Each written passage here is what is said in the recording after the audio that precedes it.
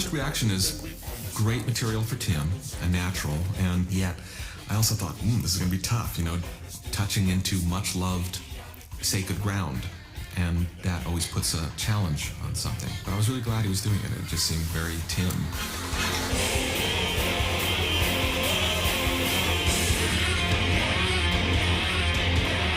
In the book, at the end of each child's demise, there's sort of like a great chorus kind of poem.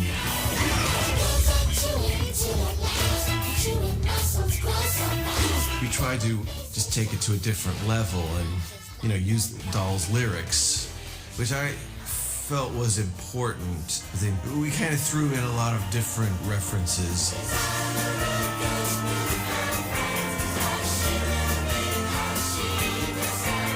The challenge that Tim gave me was that each song should have a common Oompa Loompa quality to it, and some rhythmic or melodic bass that would carry through, yet each one would be in a completely different format or style.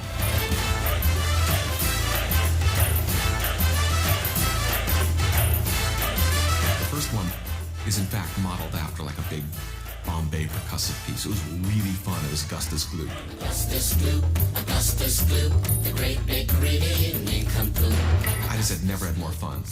Writing the thing, producing the demo, doing all the vocals, like 50 vocals on it. And I send it out to Tim, not knowing what he's going to think. And he's going, yeah, we're good, that's good. This is the first song in the movie. He wanted a quick number, quick dance routine, which Augustus Gloop is.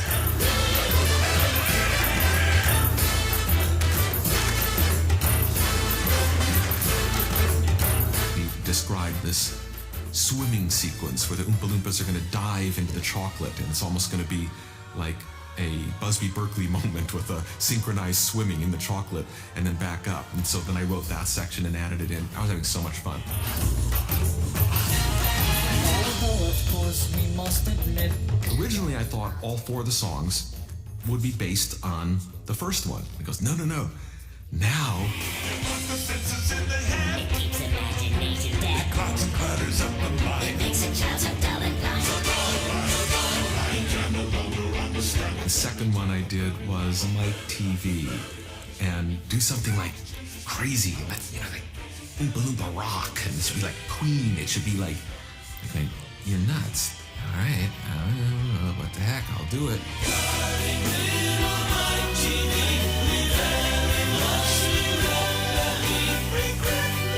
In some ways that was the hardest, but that became the most rewarding, I think. Because it ended up, I think we worked out that Deep plays 29 characters.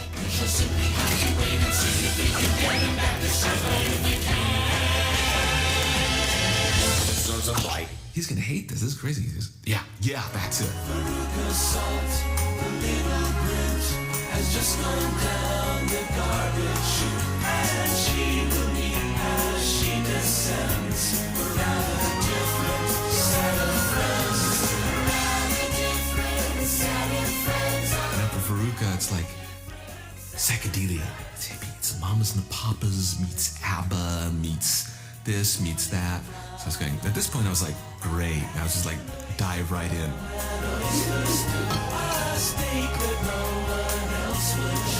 And there were sequences I was writing that my wife would come down, and there are some parts where I'd stop and I just I was laughing. I just couldn't keep doing it, and I'd have to calm down and do it again. And I go, check this little section out. Listen close, listen hard. Little violet baby.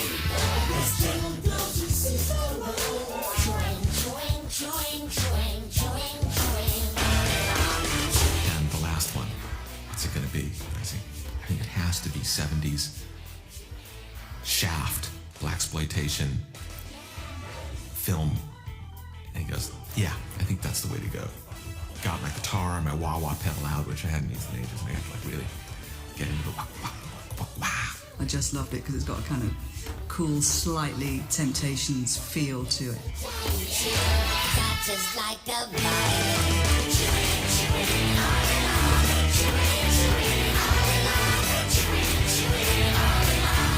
But then there was this common link between all the songs, which is that they're all sung by a big group.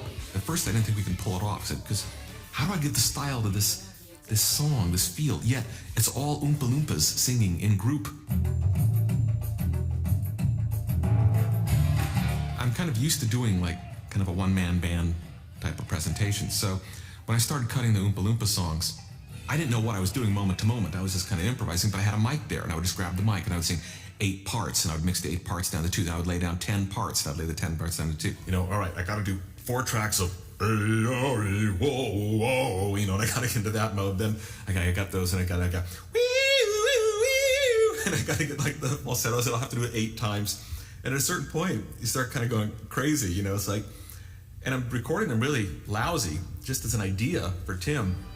And of course, the next thing I know, the song's in production, and like everybody's hearing these vocals. I'm going, wait a minute, I just was doing this temporary just for you to hear. He goes, yeah, that's fine. And it's like, it's on the stage and it's being played back, and dancers are like working out the choreography. That I definitely want to keep, and I want to see that too. So, okay, good. Thank you very much. Danny Elfman's music is so great. It's great for a choreographer. You just see pictures immediately when you hear it.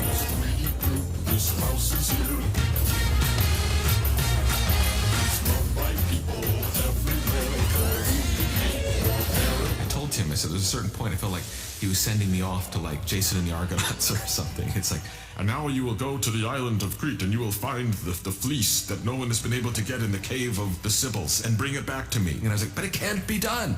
And ultimately I would do it, and I was like, all right.